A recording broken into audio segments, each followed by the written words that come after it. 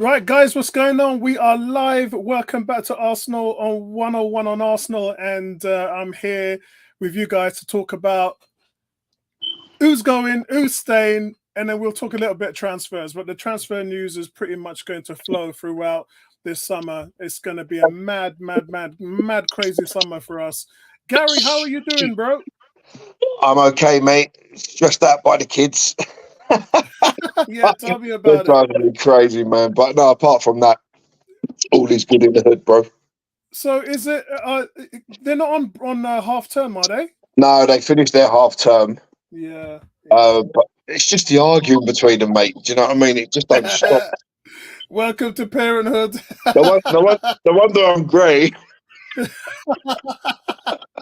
how are you doing, Emerson?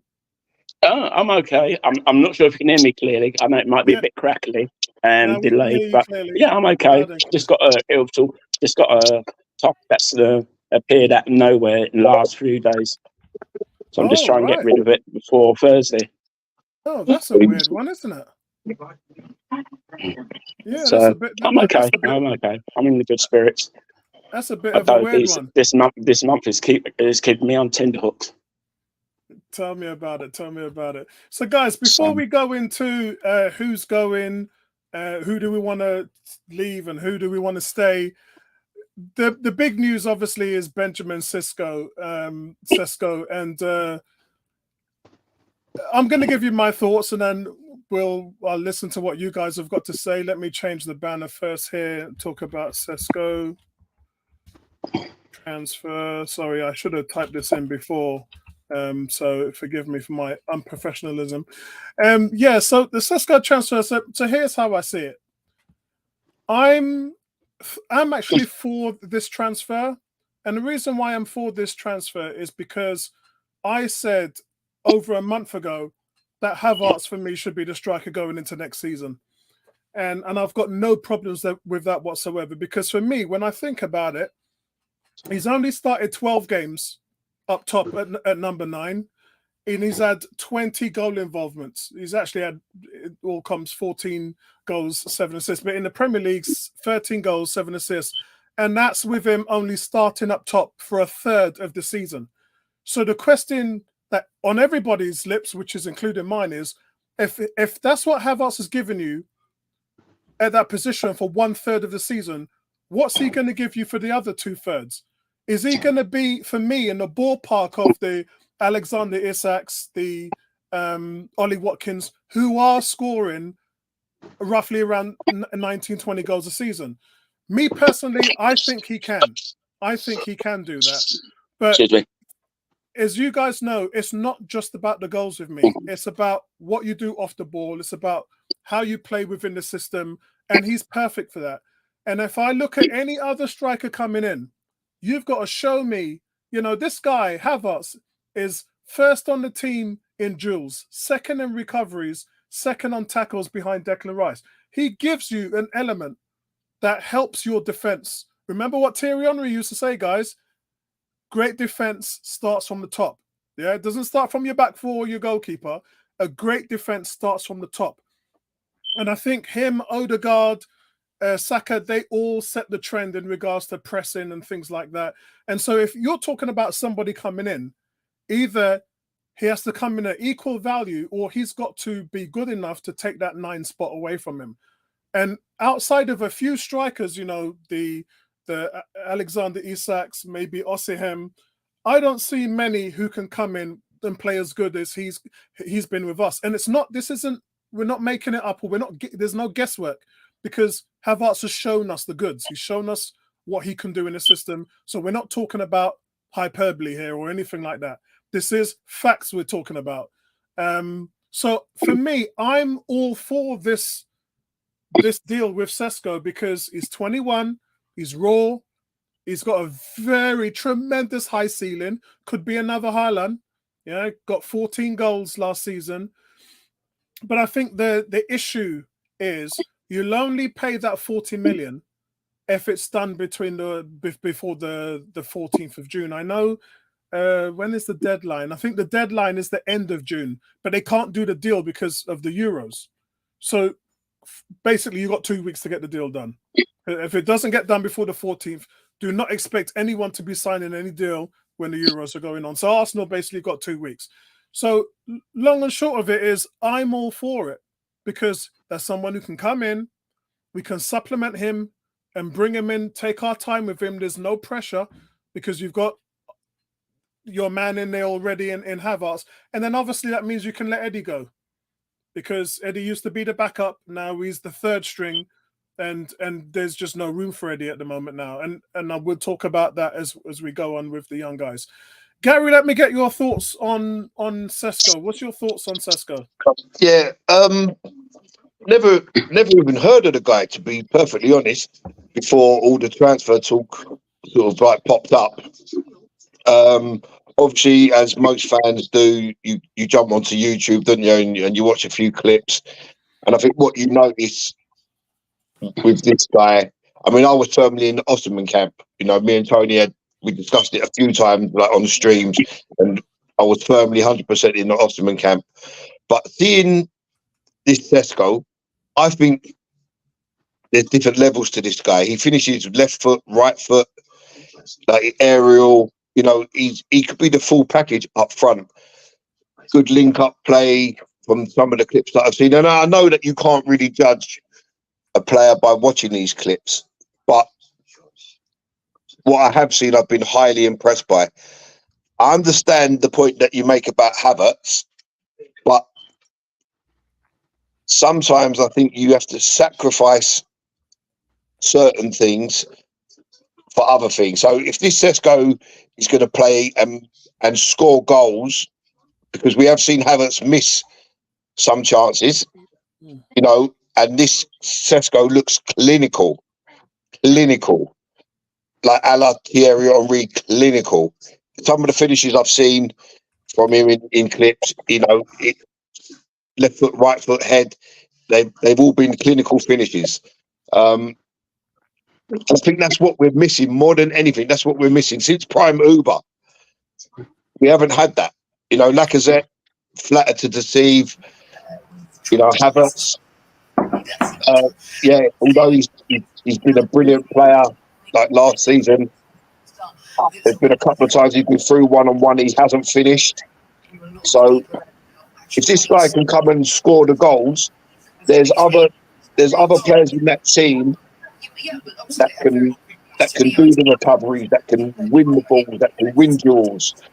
And if you've got him and Havertz, I don't think you could play them.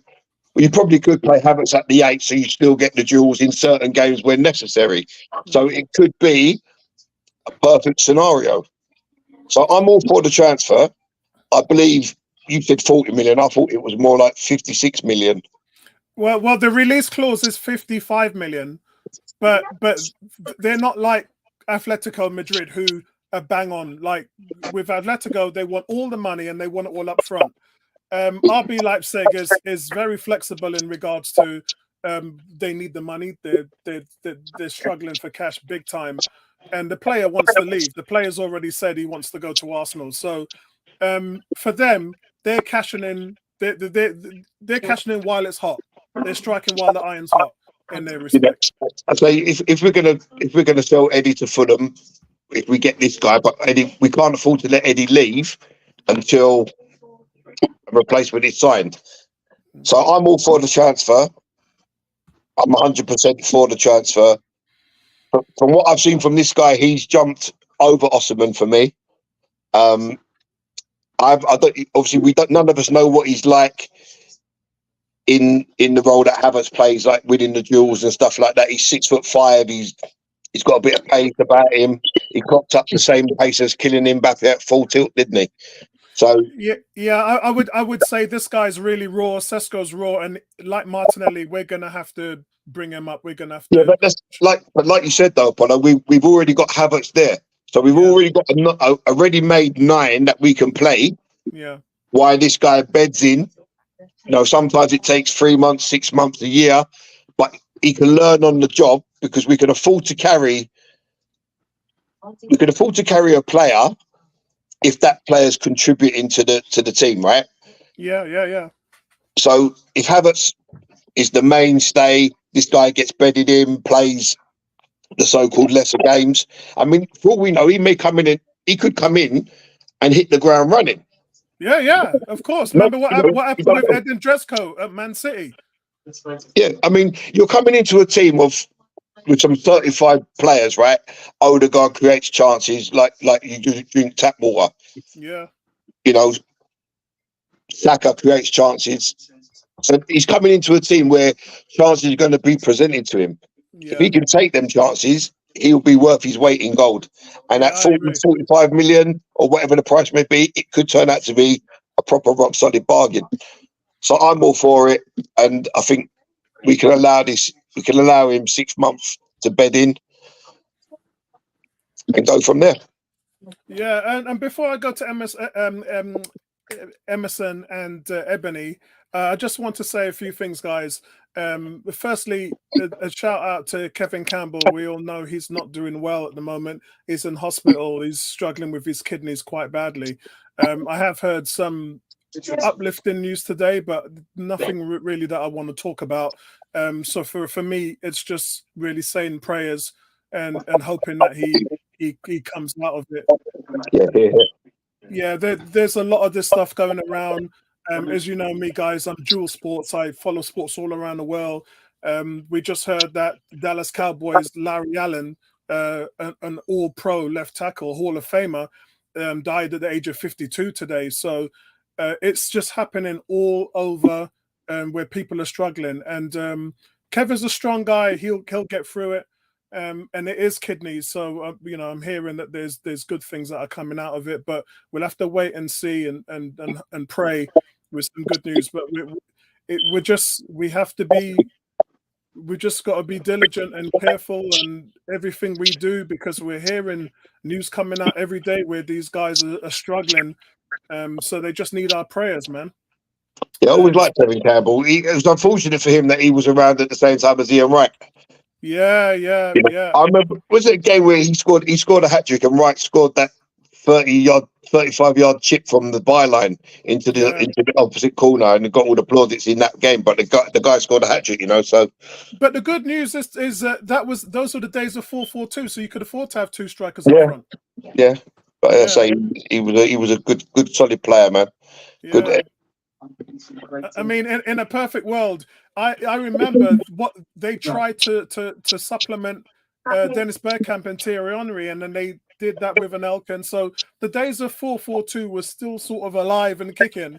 And then you look at the team now, and you scratch your head, and you're like, well, why can't we have a Nketiah and have us up front, or working the other way around? I remember comes down to the manager, doesn't it? If he doesn't want to play that system, he's just never going to play it.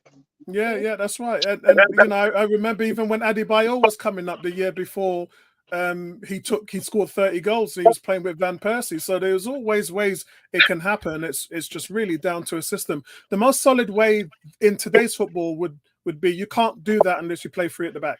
So it's a 3-5-2. And Emerson would tell you a lot of academy teams play in that formation for obviously that reason. So, Emerson, what's your thoughts on Sesko? Well, it would be a good sign for us if we get over the line. But I had thoughts at first to say that we weren't going to sign him, because I differ to what Gary said, to say that he plays a similar role to Havertz. Right, he's at the same height and things like that. We don't know if they're going to play both together, which is possible, but I can't see that happening. So what we need to do is, as you said, we've got a deadline to sign him. I'm not sure if he's going to the Euros with Slovenia, his country, that's playing in Germany, but that's something we've got to have to look at between now and the end of the week. But as I said, he's a thing like that. He's a good player. I've seen him play a lot on Sky Sports when they've shown the German Bundesliga matches, especially when his team are playing live as well. So he's a good player. He's got good movement. As I said, he reminds me just like Havertz as well. So whether he will give Havertz a run in the team or he'll give this Sesko a run in the team, we just to wait and see. You know, because we need, as I said, we need strikers. If we could sell Eddie, by the looks of it, to Fulham, 30-odd million, then we get that money. We can use that money, get Sesko, and then go from there. And then we just tie down Raya, which is the one we have to tie down at the end of the month on the 30th as well, because that's when the deadline that Brentford gave Arsenal to say, if you're going to sign Raya, you've got to sign him on the 30th of June.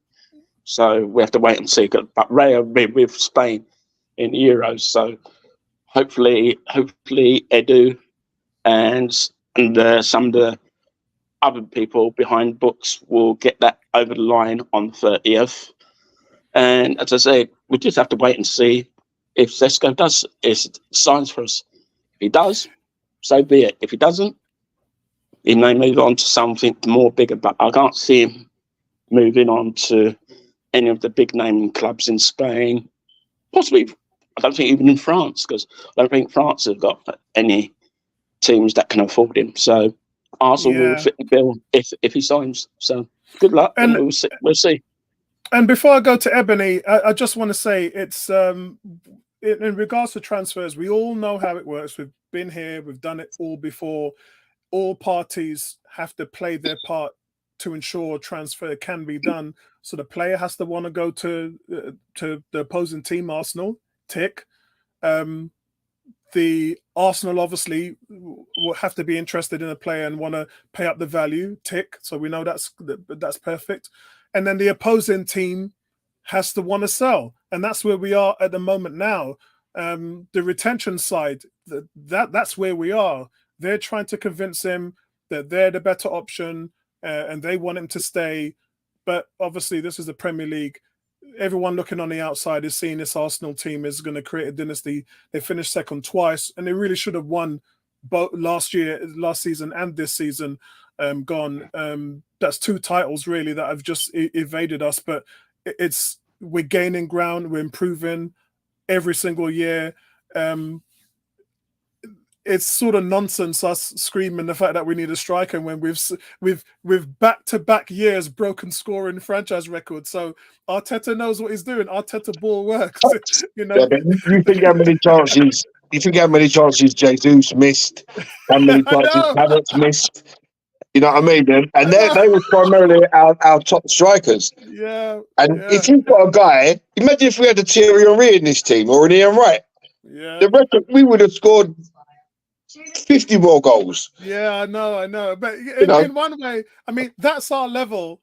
Our level is different. And this is the reason why we're coming onto the conversation with the Smith Rowe, Nketiah and Nelson. And that really is all about this conversation. The conversation is that we're not that team anymore. We're not Arsenal challenging for the top 4 anymore. That's not us. That's not who we are. We are title contenders. And so everything has just moved. You know, the boats left the harbour, the ceilings got higher, and there's some people that just may not fit into our plans now. We've outgrown the process, as you guys heard me on my previous video the other day. Ebony, how are you? You're looking well. Everything looks fantastically good. I got the good news. Really great to see Diane Abbott on the street celebrating in Hackney today, saying, I'm running. Good on her, man. What's your thoughts about Sesko? Yeah, I've seen him play a little bit. I mean, he's young, he's 21, so he's got time to develop. I'm just hoping that he can actually hit the ground running. Just in the same way that, you know, players have gone to Man City and they've hit the ground running. And that's all to do with the training and whatnot. So my only thing is, and I know how good he is, but then, you know, who do we sacrifice? You know, people are saying that, you know, Eddie's not good enough. You know, he has too many chances and, you know, he's practically Crystal Palace quality. But we do need a striker, and we do need a striker that is clinical. Unfortunately, you know, the likes of Jesus is not clinical enough. So I'm just hoping that, you know, if we do spend 45 million, and develop him, let him grow a little bit, and then kind of like come into the squad, and then maybe come on as a sub. So I really want. I think it's about time now, because we've almost won the Premier League twice with the strike force that we have. If we have something extra, then hopefully that will take us to that level a bit closer. But yeah, I'm hoping he hits the ground running. Okay, right, guys, let's go straight into our show. Let's talk about the sell or keep, and let's get the ball rolling. We've got quite a few players to get through, so let's start with the goalkeeper. Let's start from the top, shall we? I'm going to have my 2 cents on this. It might be controversial, but I think there's a little bit of balance in there as well. So off the bat, I'm going to put my stuff down there next to the names. I would sell him. And the reason why I would sell him is because there's only a year left on his contract. The next year is an option, the 2026. That's an option year, guys, so it's not set in stone. And most importantly, if David Raya is our goalkeeper, and he is our goalkeeper, and he is a better goalkeeper, and there's not even the debate out there anymore. Oh, let me stop you right there. Is he the better goalkeeper, or is he better with the ball at his feet? Is he better at claiming crosses? Is he the better shot stopper? He's a better goalkeeper. Yeah. In your book. No, it's not in my. It's not in my. Yeah, it's not in my book. It's in Arteta's book. It's his team. He picks the team. And he's done it for a reason. Everybody was complaining about it when he first came in, and no one's complaining about it right now. It's like he's settled in. I think he started off a bit shaky, but he did improve, and he did do very well. Yeah. By the way, guys, I covered this on my last video that I uploaded on the channel, where I talked about David Raya there, and Arteta sums it up really by saying the reason why we don't talk about David Raya in some of the instances is because he stops us from being in those positions. That's why we don't talk about it, and it's such a smart thing for Arteta to say, because time and time again we watch the games here. I watch them with Gary, Emerson, Tony, and everyone, and we're like, wow, Raya's come 40 yards off his line to stop that attack. And we don't talk about those things because Raya sees those danger signs before it happens. And we're not really here to talk about Raya. This is really more about Ramsdale. And so for me, selling Ramsdale pays for Raya. It pays for that deal. So it's a non-starter, because it's very difficult when you're starting a transfer window, 30 million in debt. That's not a good place to start. So because that money's got to be paid for Raya, and that hurts your overall budget and everything else you're doing. So other from that, I would sell him. But in a perfect world, I would keep him. Why? Some of you lot might be scratching your head. I would keep him. Why? Because where's he going to go? I'll give you a scenario here. Here's a scenario. So we've got Ortega, who's told Pep Guardiola that he wants to leave Man City. Where's he going to go? Because, yeah, sure, if Ramsdale goes, I would definitely take Ortega from Man City as the backup goalie. But they're leaving because they want to start. They're not leaving to go from one situation to another. Like, Ramsdale doesn't want to leave Arsenal and go and be a backup at Chelsea, or go to Newcastle, which was what we're hearing, and then fighting it out with Pope and being a backup with Pope. Pope was the best goalie last season in regards to, we actually was second to Raya. In the statistics, but Pope was still good, and Newcastle had the better defense. They had the best defense in the league the season before. So I think Aaron Ramsdale at the moment is a very emotional person.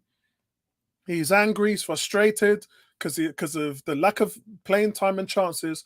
But someone's got to grab him, whether it's his father or his agent. Someone's got to grab him and say, "Look, mate, I don't know what situation you want to be in regards to your future, but there's not a lot of places. There's only 20 spots to fill in the Premier League." And I don't think we can rely on his father. I think we'll take that one out the window. Yeah, I know. But the truth remains, though, there's only 20 spots. And quite frankly, the situation with Hein, Emerson's going to fill us on in, because he hasn't resigned. But they're in talks with him now. But I think honestly, for a title-winning team, yeah, I would keep him. I'd say to Aaron Ramsdale, you're staying there, mate. I'm not letting you go. Look what happened to Man City this year. How many can we go in and find out how many games Ortega started? Man City. Let's check that up. Ortega stuff. Let's check that up. How many games he played this season? He must have played about 10, if that. Maybe a couple more. Right. Where is it? Ortega. Where is he? Got to bloody find him first. He played 9 in the Premier League. 20 altogether. Right, 20 games. Yeah, 9 in the Premier League and 11 others. Right, so he played nearly a third of the season, and then he had 11 other appearances. That's a lot, guys. That's a lot. So if you're in a situation where something happens to David Raya, what are you going to do?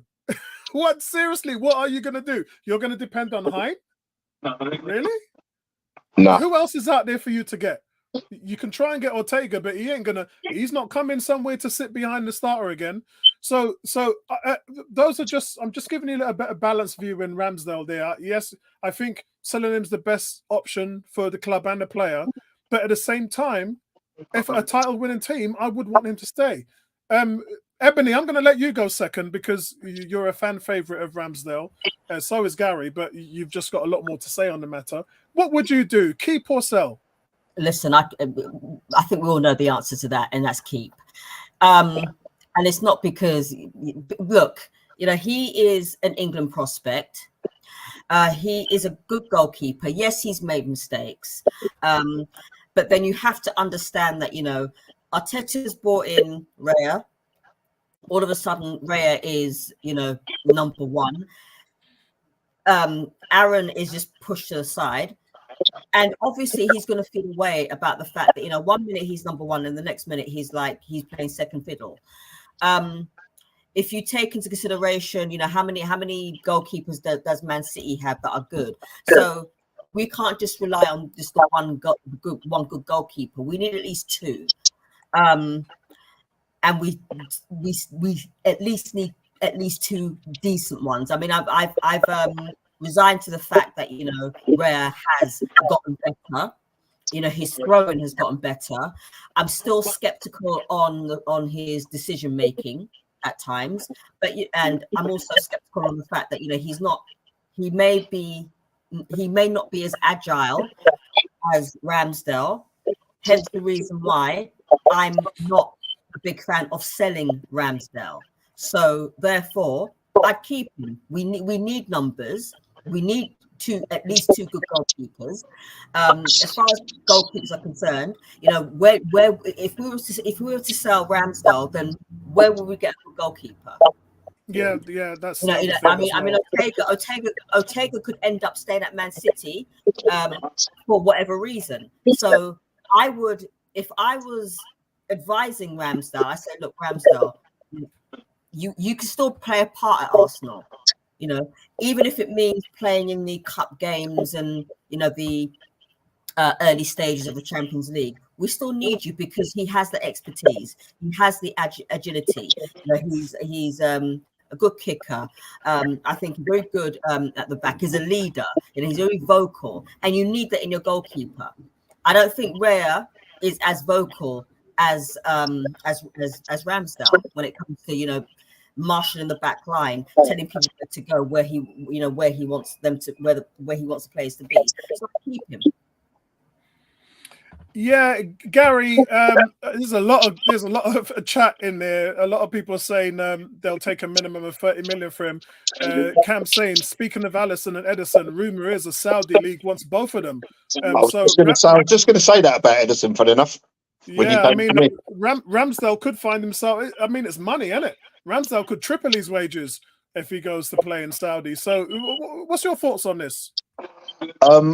First of all, I can't see him going to Saudi because he's obviously got aspirations of playing for England.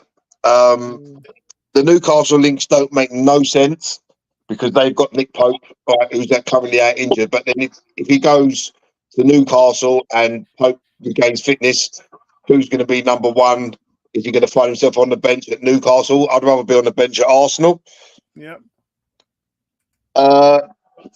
Thirdly, the thing with Arteta is he's so, how do I put it? He's so blinded by the players he wants to play. So a perfect example, Raya last season was tied against, he couldn't play against Brentford, could he? So in the game previous, was it away at Burnley? Sheffield United. Sheffield, there you go. Why I would have played Ramsdale in that game, knowing that the very next game Ramsdale had to play, because that to me would have made sense to give him a game, build up a bit of confidence against the weakest team in the league. He was more than likely to keep a clean sheet, as Sheffield United was never going to trouble us. Yeah, bit of confidence. You plays against Brentford, and maybe the mistake he made against Brentford doesn't happen. But Arteta is so one-dimensional, and he only sees the best players that are available, and there's no real thinking outside the box. So for that reason alone, I can't see Ramsdale staying.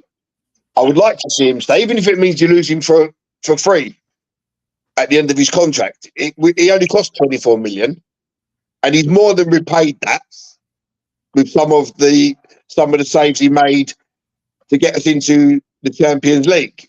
Mm-hmm. You know, some of them saves against Liverpool and Salah twice, weren't it? And Konate on the line. He's more than repaid that transfer fee. Yeah. So it would make sense to keep him if it means he's leaving for a free next year, because then we know if anything does happen to Raya, we've got a decent goalkeeper to come in, because you can't rely on Hine. You definitely can't rely on Ovi or any of them guys from the under-21s. Arthur Okonkwo's more likely to leave. So then you're going to have to bring in another goalkeeper who doesn't know the league. Is he going to be any good? It's a risk that you take, in it. So yeah, you might even see Matt Turner back. I think he's been no. released. No. We don't want Matt. You might see him back. We definitely don't want Matt Turner. I'd go and get David De Gea rather than Matt Turner. But yeah, That's a good shout. If you're going to sell him, you sell him for proper money. There's none of this £15 million. I actually read a stat today that said Arsenal have never sold a player for more than 32 million, which was Oxlade-Chamberlain, or 36 million. Whereas 40 million was Iwobi, isn't it? So yeah.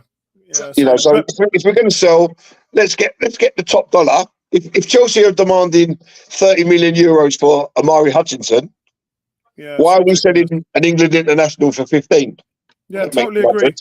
100%. So if we can't get the money, hold him to his contract, and then we've got two decent keepers, and we go again next season. What about you, Emerson? Personally, I think we should sell Ramsdale. Personally, nothing really. I know he has some controversial moments in his Arsenal career, but as I said, I think it's time for him to go. Like that, if he wants to be an England contender for the top spot with Pickford, I suggest move on. I think Newcastle would be the ideal club for him, because don't forget, he played for Sheffield United, so he should know that area in the northeast very well, thing like that. And as Jerry said, Newcastle. if the money's right, and they start the bidding war at say 30 million, and if we can get 40 million for him, take it, and then that will be the end of Ramsdale. And as I said, we got Raya's deal to complete first, so that's not until the 30th of June, in a few weeks' time. 2 weeks' time, sorry. Thing like that, so we have to wait and see what's going on there. But as I said, there's not many goalkeepers around available in Europe for sale, because now all the various seasons are finished. They were saying they were looking at a goalkeeper from Feyenoord, but his injury record is not that great. So I can't see him coming. I wouldn't mind taking the Newcastle number 2, the one who played in place of Pope. Like that. I would not take him as an exchange. Are you mad? If we can materialise, we could get that going. Something like that. So we'll see. We'll just have to see what happens between now and the end of the month with Ramsdale. As I said, he's away on England duties, so obviously his agent will keep him informed on a daily basis of what's going on, things like that. So we just have to wait and see if we do sign a goalkeeper. Reference to the other goalkeepers that was on that list today, I've noticed most of those ones hardly played last season, except for one. That was that Ovi and Cole Hine. Cole Hine, I think, only played 2 matches for the under-21s last season. But Ovi played the majority of them. Then obviously he got injured. Then they had to do that concussion protocol. And then, as I said, if all those goalkeepers that was on that list go, we're in serious trouble for the under-21s team. Yeah, Because exactly. I can't see anyone from the under-18s coming through up to the under-21s unless one of them decides to stay on, just as cover, until they get someone, and then we go from there. Emerson, we watched the under-21s quite a bit. Ovi is not the guy. Not yet. Well, we know not that. Yet, We anyway. know that because he's Yeah, not Not yet. because of his legs. Yeah, Because his legs. exactly. Not yet. Not ever, Apollo. Yeah, The one that went on loan to Wrexham, I imagine if Wrexham got money, I think they've put a cheeky bid. I think they've put a cheeky bid for him for about $1 million to $1.5 million, even if we're lucky, $2 million if we get that. So watch that space as well, because that's another goalkeeper that's played well last season on loan and things like that, and nothing's been said about him except he's on the list. So we've got at least about 5 goalkeepers. 4 keepers officially their contract ends on the 30th of June, and we've got 1 pending, which is Cole Hine. So whether Cole Hine will be to be second fiddle or third choice next season, I haven't got a clue. So good luck on the goalkeeper situation. Right, guys, I just wanted to get through the listeners and tell you what they've been all about. I put some polls up, player of the season, and you guys voted for Declan Rice. My guy was Odegaard, I believe. I think Declan Rice was Ebony's as well. Did you say Ebony? Declan Rice? Gary, who was your player of the season? Yeah, Declan Rice. Yep, Declan Rice. And Emerson, is that the same for you? Yeah, Declan Rice for me. Yeah, okay. So well done, guys. 45% of the vote from you guys at 101, all the listeners. You guys are the ones that made that one happen. So congratulations to you guys. We also got the top target as well. I asked the question of which target would you like to see coming in the summer? 5% of you said Hato. 8% said Douglas Luiz. Douglas Luiz would definitely be my choice. Zubamendi, 12% you guys said Zubamendi. Kimmich, you guys 35%. So that was quite high actually, Bear, that you guys said that you wanted, but 40% of you said that you'd go for Benjamin Sesko. So that's what you guys are up to at the moment on the forum. Next guy up is Zinchenko. I'm not even going to mince this right now, because when he first came into the team, we couldn't play without him. But remember I said, guys, that we've outgrown the ceiling. Yep. And, getting him and Jesus was great for getting into the top 4. But now you're going for a title. None of them guys deserve to start. For me, in my opinion, the Martinellis, the Jesus, Zinchenko, they're just not starters. They're just not. Because the team has achieved a different level. And so that means that those players now just have to be squad players, and they've got to fight and battle and get into the team. And if you look at any of their performances, sometimes I remember when Smith Rowe had lost the position to Martinelli 2 years ago, and he was on the bench. and he came off the bench and he was just killing it. He scored 11 goals. Like, there was one game he scored 2 goals off the bench and he just could not stop scoring. And that was what a guy looks like who wants to get back into the starting 11. But if I look at Zinchenko's performances, Jesus and Martinelli's performances in the latter part of the season, did any 3 of those guys play well enough to get back into the starting 11? No. So for me, Zinchenko, my first would be to sell. The only reason why I wouldn't sell is because we're now in the market for a left back now. We've got Tomiyasu, we've got Ben White, we've got Timber. We're flooded, we're loaded, and we've got Jakub Kiwior who can play there as well. So why not move it up? Why not move it? If you're gonna, especially if you're gonna sell Smith Rowe, move Zinchenko up to the 8 or the 10. He plays there for his country and does really well doing it. A couple of times Pep's done it at Man City, and it once was against us. But Arteta has never played him, never ever played him as an 8 or 10, and maybe he never will. And if you're not going to, then sell it. Gary, what's your thoughts on this one? Sell. 100% get rid. I think you're absolutely right. When the team evolves and certain players, we saw it with Tierney, he can't adapt to the system that Arteta wants to play. And every fan loved Tierney for his determination and the way he played. You know, we were talking about him as the next captain when Uber was stripped. Remember that? Yeah. Now where is he? Can't, you know, he's gone. He's in Spain on the beach somewhere.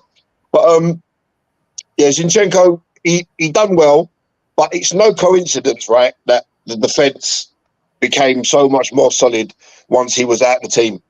Because how many times was we winning a game 2-0, and then he was the target for all the opposition.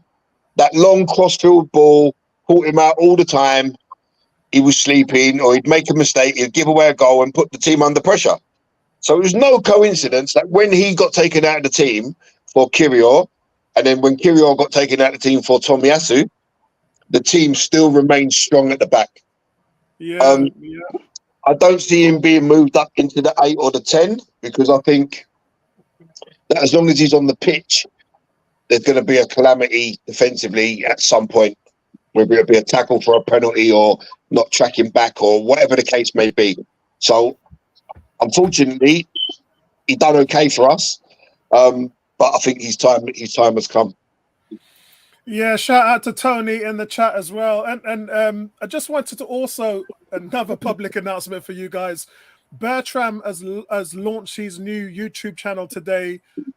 So definitely go and check it out. The link is actually in our forum. We put it up in the forum. Let me see if I can actually find it. Because I am subscribed to it. So give me a second, guys. I've got to go and subscribe to that. I meant to do it the other day. Yeah, it's called Cranky. Yeah, it's like remember we used to have a show on ITV in the 80s called 70s called The Crankies. I remember that well. Oh my word. Jimmy Cranky.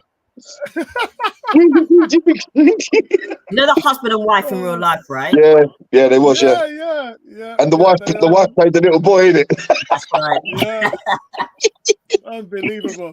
Hold on, guys. Give me a second. It is a public announcement, so I'm just trying to get the link here so I can send it to you guys.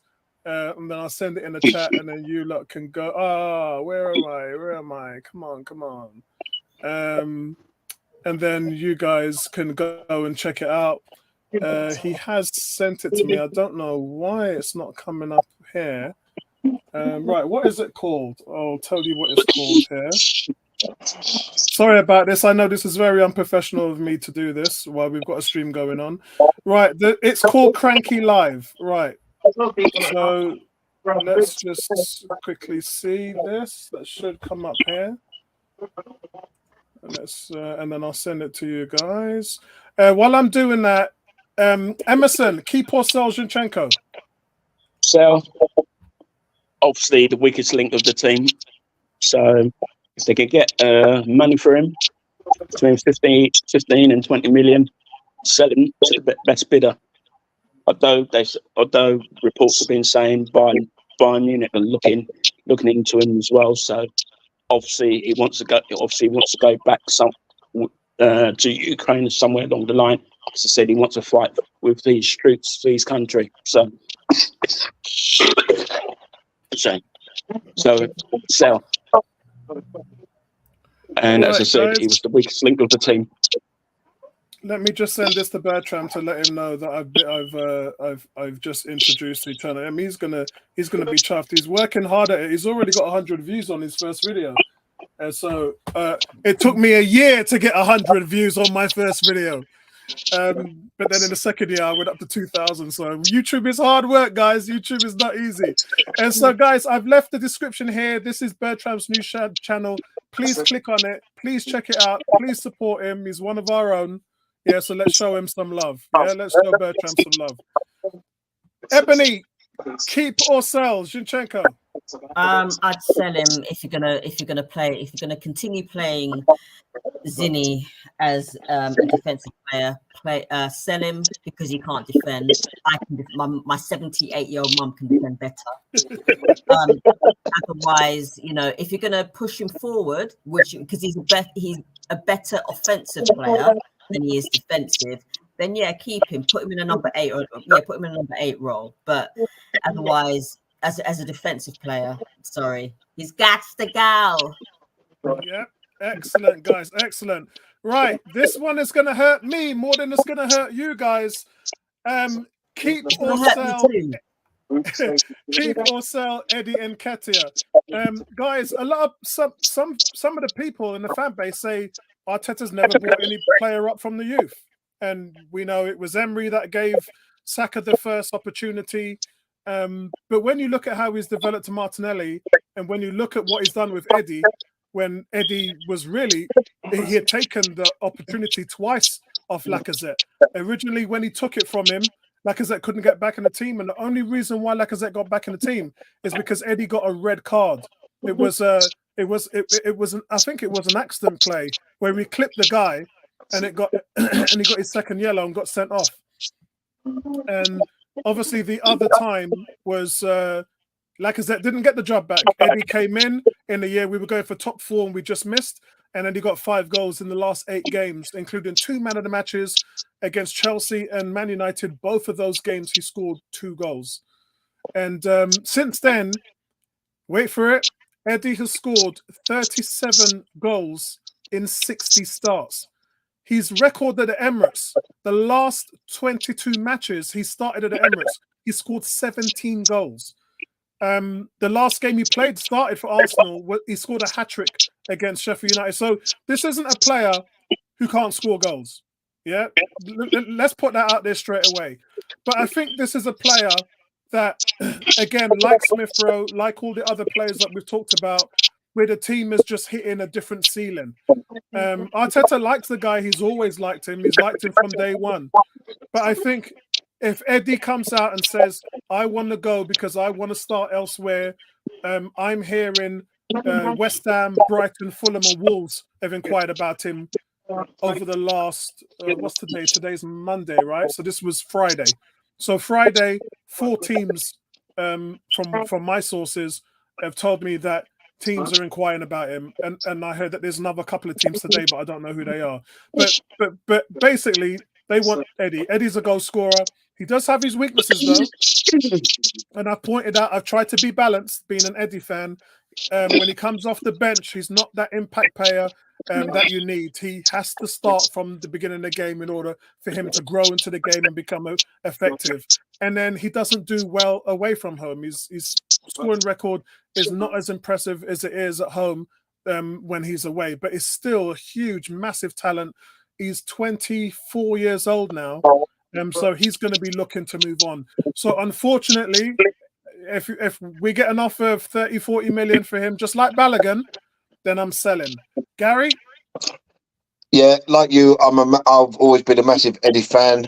I think you've done him a bit of a disservice there because you say he hasn't impacted games, but he's been given like 5 or 6 minutes. What are you going to do in 5 or 6 minutes? Yeah, I know. Yeah, you know, And the thing that puzzles me, and I've mentioned it before on streams,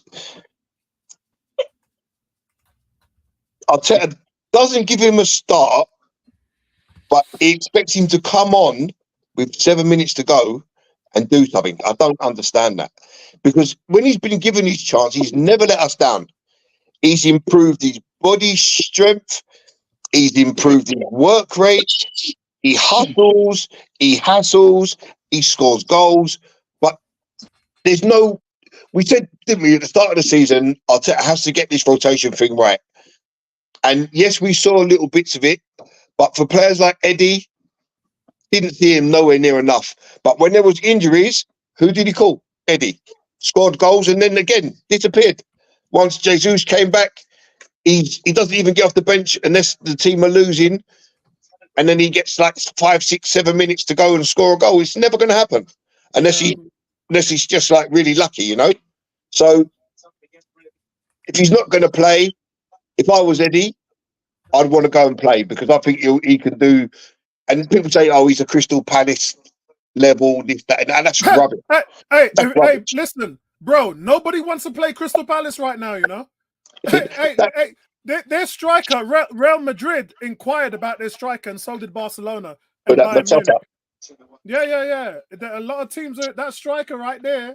Don't sit on that striker. Don't sleep on him. And according to Bertram, he scored the hat-trick against Sheffield United, but that didn't count because Sheffield United were the worst team in the league. What kind of nonsense is that? Even though nobody else scored a hat-trick against them. Exactly. What kind of nonsense is that? If you score a hat-trick, you can only score against who you're playing against, right? Yeah. So he scored 2 against United, 2 against Chelsea, and had he been in the team when Lacazette... If you score a hat-trick, that's Tony. We're hearing microphone here. You know, had Nketiah been in the team when Lacazette couldn't hit a cow after the banjo, we would have got Champions League that year. He just brought him in too late. Yeah. You know, so massive Eddie fan. I hope if he does go, I hope he does really well. But if we're going to sign this Sesko or another striker, then you've got to sell Eddie. Yeah, Ebony, what's going on, Tony? I hope you're doing well, mate. You've live from Riyadh. Yeah, we talked about Sesko. We talked about Zinchenko leaving, a few other players, and we really, this is just a sell or keep video. We have talked about transfers before, so it's a good thing you joined us late because I know you don't like talking about transfers and you've missed all the Sesko stuff. But yeah, that's where we are at the moment. Ebony, Nketiah, sell or keep? You know my answer to this one. I am, and Apollo can testify that I have defended Eddie Nketiah on so many levels. When he comes on, he does a job. When he stood in for Jesus, he came on and did a job. I agree with Gary. You cannot expect Eddie to do a job in 7 minutes. It ain't gonna happen. All right, you're not gonna make an impact in seven minutes or 5 minutes. It just doesn't work that way anymore. All right. Yes, he makes mistakes. Yes, he's missed sitters. Which striker hasn't made mistakes? I was just going to say exactly. What striker has never missed a sitter? Yeah, exactly. And he averages one in every 2. He averages a goal every couple of games. So how? And it's not even just about. It's not even just about having numbers. He does a job, and if you play him from the get-go, he's going to do a job for you. So I don't get this. I know I mentioned, people saying that he's a Crystal Palace level player. I disagree. I think he's got a lot to give us. I think he's willing and able. I don't want to see him go. So keep. We need him. We're hunting for strikers. All right, he's not the most clinical, but he is clinical when he has to be. Therefore, we need to keep him. We need strikers. And if you sell Eddie, then it's all right. So if we don't get Sesko, for example, then we're going to get another striker. Yeah, that's a good point. If they don't get Sesko, then honestly, Eddie might not go. For the simple reason is that then your market pool out there is just starts shrinking by the day. And Eddie's on 100 grand a week. And what other teams out there is going to be able to afford 100 grand a week. But in that being said, the reason why Eddie's not been playing of late is because he's gone from the second backup striker to the third. And so his situation is he's walking into Arteta's office and he's saying, "Boss, I'm not playing." He's like, "Well, bro, Havertz got his chance and he's the man now." And Jesus is in the same situation as you, Eddie. Yeah, do you remember when you was coming on with 5 minutes to go, Eddie, and you didn't like it? Well, that's Jesus now. Jesus is the one coming up to me moaning about, "Hey, boss, why aren't you playing me?" Yeah. So unfortunately, that's how sports works. That's how it works.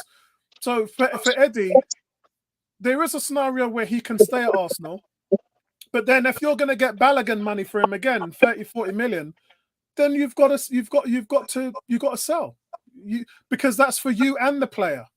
You know, the player wants to play. There are clubs breaking down the door for strikers right now. As I said, I just mentioned 4 of them that have been in contact with Eddie. The one that I know that has offered the most for Eddie is Brighton. That's the one that has offered the most for him. To be honest, I think Eddie would love to go to West Ham. I have not that I've heard anything, but I think he would love to go to West Ham. West Ham and Palace were really hot for him last season, but now Wolves and Brighton and a couple of other clubs are in for. I mean, I've even heard one of the promoted clubs have come in for him as well. So we're gonna have to wait and see what happens. But Here's yeah, a question for you, Apollo. Talking about West Ham, would you sell Eddie to West Ham and take Bowen in part exchange? Yes, I would. Good. Bowen is a big time player. Bowen is a big. Do you remember when West Ham played Man City and they announced that Bowen was sick and he weren't playing? That's when I said to you guys, no way in hell that West Ham got a chance to win this game, because that is the match winner. He's their best player, and I would take Bowen in a heartbeat. In a heartbeat. Tony, what's your thoughts on Nketiah? Oh, and also, what's your thoughts on Zinchenko as well? Might as well do the 2. And Ramsdale. 3 of them. and Sesko. Hi, guys. So, yeah, apologies for being late. I have been asleep. A bit of jet lag kicked in from the weekend. I just literally came back this afternoon from Riyadh, where I was over there for the boxing the weekend. Yeah, I mean, there's a lot to unpack here. But what a goal! Trent Alexander-Arnold has just scored a peach for England. Really? What a goal! Sorry, Tone. What a goal that is! Unbelievable. Yeah, it's silly season again. So once again, here we go. The madness. You know, the speculation, the rumours. I do hate the idea of transfer window, because as you've probably heard from me in previous years, I just can't stand the constant rumour milling. However, while I was in Riyadh, I met someone very close to the Arsenal transfer system. Someone who is, I believe, very close to understanding who does what, where, and why. And he was actually able to give me a bit of intel on the Sesko situation. It wasn't Colin, was it? Because Colin was out there watching the boxing as well. He's my source from the London Coney training ground. I couldn't reveal I did say his to name. him to look. I did say to him to look out for you, but anyway, go on. Yeah, I couldn't reveal his name, but basically, I understand that he confirmed to me that the Sesko deal was pretty much on the table with Sesko last week, and it was between ourselves and Newcastle. The issue with Sesko was that essentially he has been asked if he would fulfill a role both as a number 9 and as a potential winger. As you know, if you've not mentioned it before, he's very fast. And of course, Mikel Arteta likes players who can be interchangeable. And Sesko, as of last week, did not like the idea of playing anywhere except in his favoured number 9 role. So the offer was there on the table. The discussion has been had. Both Arsenal and Newcastle, I believe, have said that, you know, they like the idea of using the player both as a 9 and as a winger. And it's down to him now to make that choice. Yeah, so my sources has said to me now he's made the choice and it's Arsenal. And the hold up at the moment, they're trying to rush the deal through before the 14th of the Euros, but the release clause ends on the 30th. And the reason why they're not using the 30th as a date is because the Euros are going to be played and no player wants to sign contracts while the Euros are going. So basically, Leipzig have said they'd like to keep the player. So that's what they're trying to do now. At the moment, they're talking to the player, trying to get him to stay. I'm hearing quite a bit of feedback from one of you guys' mics. So really, they're trying to rush this deal through, Tony. It's touch and go whether they can, because if the release clause is gone and this thing manifests through, they can ask whatever they want for him. So if Arsenal want to get the deal done, and Leipzig are in a whole lot of money problems, they're in a lot of money issues. One of the guys, hold on, Tony. One of the guys, 18's asking me where's the jersey. Here's the jersey, bro. Here's the jersey. That's on the video that I just put up on the channel over the last week. So Tony, go and let us know about Zinchenko, Ramsdale, and Eddie. As I said, it's mad season. I also saw the list of 20 players that are leaving this season. Did you see that on Charlie Watt's channel? Yeah. That's a sizable list. Oh, yeah. That is a sizable list. When you look and you go, wow, players like Kiddo Hart, I saw Vivian Miedemar obviously was on there, El Neni, Cedric Soares, and then you've got questions around players. Obviously, Amari Dubry, Koza Dubry, has yet to sign his deal. Rowe Waters hasn't signed his deal. And there's a question around Carl Hein. That's right, yeah. He's meeting them on Wednesday this week to discuss another year. So with 20 players leaving the club,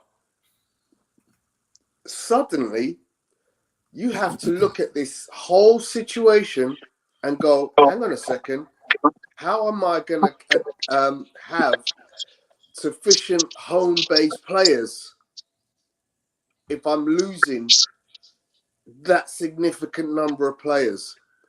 And then if I add to that Emile Smith-Rowe and I add to that Eddie Nketiah, I potentially have very slim numbers by way of home-made players. So the Eddie Nketiah situation... Tony, I just want to say... Sorry, go on. I think that's Gary with the feedback, you know. Yeah, Gary, you're chopping. Your sound is chopping like that. I don't know why. Let me jump out and jump in again. No. It's not you. It's not your stream. It's the sound. There's something in the background that's chopping and slicing. I'll mute your mic for now. That'll be okay. Yeah, go on, Tony. Yeah. So, the Eddie Nketiah situation, as with any home-based player now, becomes very prominent in terms of, do we keep or sell? Because will we have enough numbers?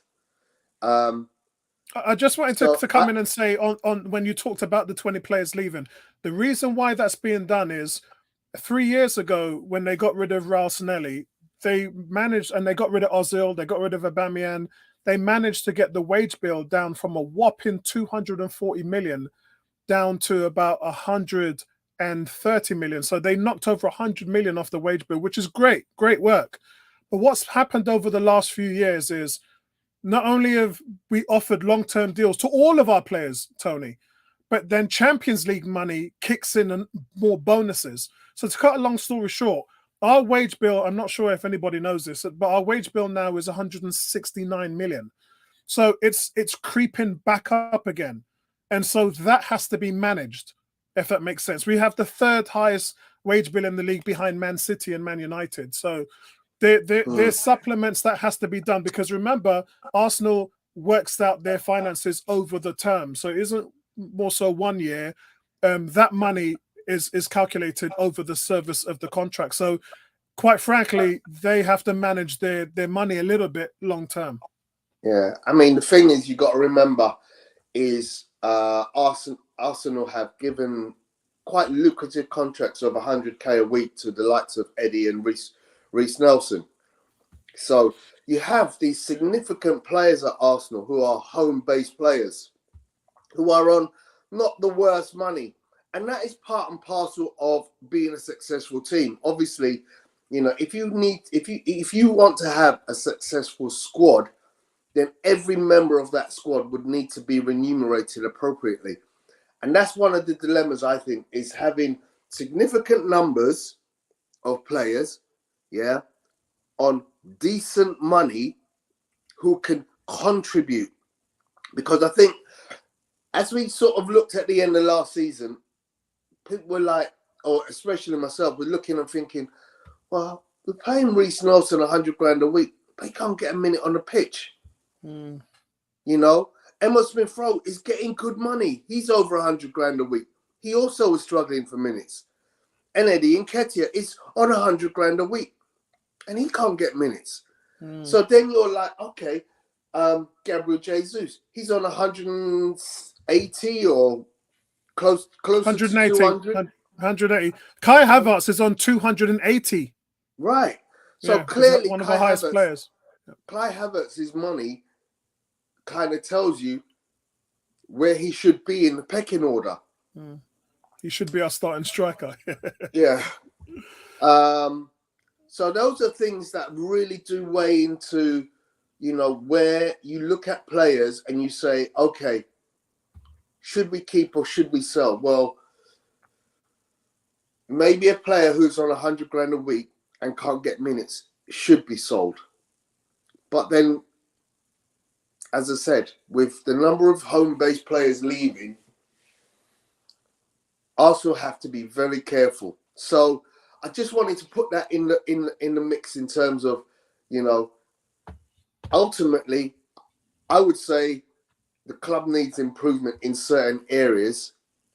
Sesko looks like the kind of player that I think would do great at Arsenal. I like that he's got pace. To me, he would be possibly the first or the second fastest player to Gabriel Martinelli. And when you can add that kind of dynamic to a team, I think it bodes well. You know, a very good finisher with that kind of speed. Now, one of the drawbacks for Eddie has been he's not as adaptable as, say, Gabriel Jesus. You could play Jesus anywhere across the front line. Whereas Eddie, you kind of feel like he is only, able to play as a 9. I have seen him play out left. Yeah, because he played there at the academy, so Arteta has played him there. I'm not saying he's a scrub if he were to play at that position, but it is one of them situations where you go, can I let go of that particular piece of the puzzle and get a piece that is more able to play across different positions? And I think that's the answer with Sesko. So sell Eddie. I think you have to, because, we're being linked with Sesko, we're being linked with Osimhen. I think ultimately down the line you have to go, well, if we were to get good money for players this summer, Eddie could be one of those such players. I think there's, as well as releasing the players we have done, I think there's at least another 5 players that could be out the door. At least. Could be, yeah. I mean, the thing is, they need to know that they're going to get some of these players in, because the worst thing you could do is leave yourself with a light squad going into another Champions League and another title. It's just, and this is where they have to be very wary. They just can't start going selling players willy-nilly. They have to make sure that they get players in early and first to give everybody a fighting chance. Your thoughts on Zinchenko and Ramsdale?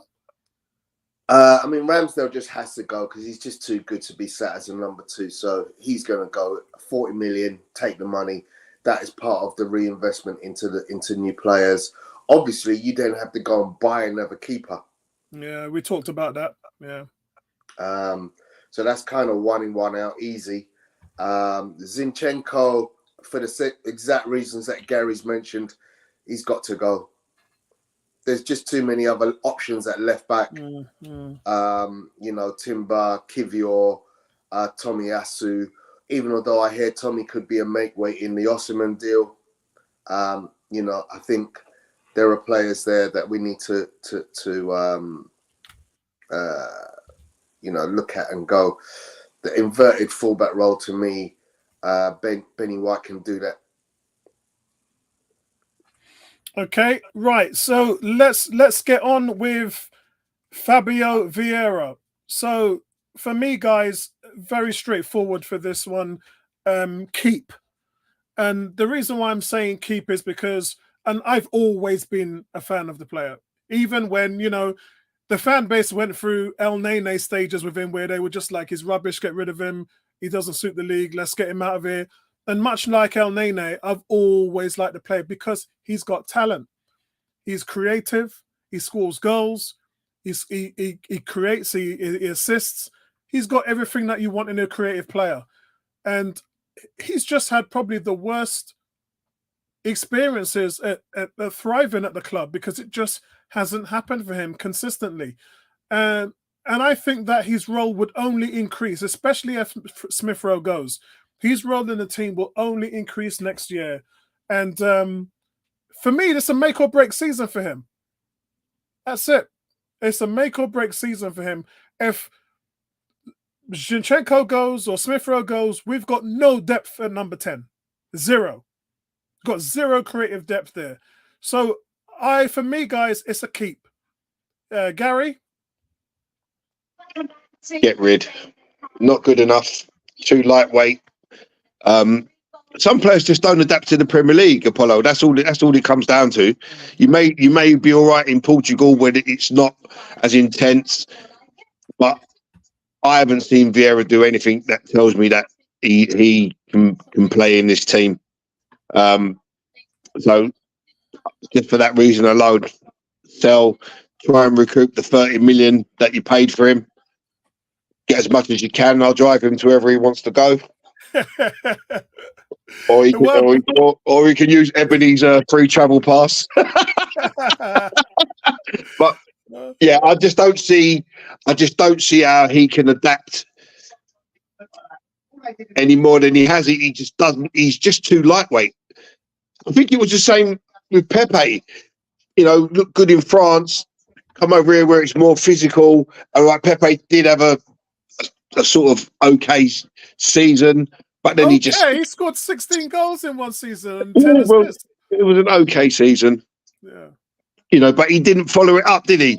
And I think he had 27 goals and 26 assists in 2 years. Yeah, but that's less than the year before, isn't it? So he didn't follow it up with the greater figures. Yeah, that's because Saka took the position. So you know, some players, all it boils down to, mate, is some players just don't adapt to the Premier League. Yeah. You know, it's too physical, it's too fast. They need to be in the likes of a Spain or an Italy where it's slower and they get time on the ball. And I think that's the type of player Vieira is. He may be great with assists and this, that, and the other, but I just don't see him doing it in the Premier League. Simple as that. Me and Tony are the biggest Pepe fans going, but for me, Pepe's problem was up here. It's all a mental thing. If you in any walk of life, in any job, if you feel that you ain't up to it for whatever the reasons may be, you're never going to perform at your highest level. And that was definitely Pepe's problem. I think that's the problem with Pepe. And I think deep down, Fabio Vieira knows in his mind he can't handle the Premier League, and I think that when you're in that mentality, in that mindset, you've already defeated yourself before you've even gone out on the pitch. So for me, unfortunately, it was a transfer bargain that just didn't work out. So I would sell him and try and get your money back. What about you, Ebony? Keep or sell? You don't have a bench option, do you? No. Look, yeah, he might be lightweight now, and he might be, I can't remember which game in which he went, in which he got caught napping, but I'd keep him and I'd stick him on the bench. I'd get him to maybe toughen up a little bit. I mean, he's looking a bit lightweight, yes. Get him to muscle up a bit, get him to train a bit harder.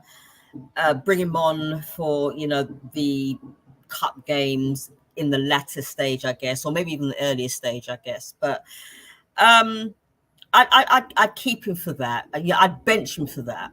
And then as he gets stronger, because we've had so many players in the past where they've either not adapted to the system, or they've just needed to be, they've needed to bark up a little bit. But I'd keep him, but I'd bench him for that reason. Okay, Tony, what's your thoughts on Fabio Vieira?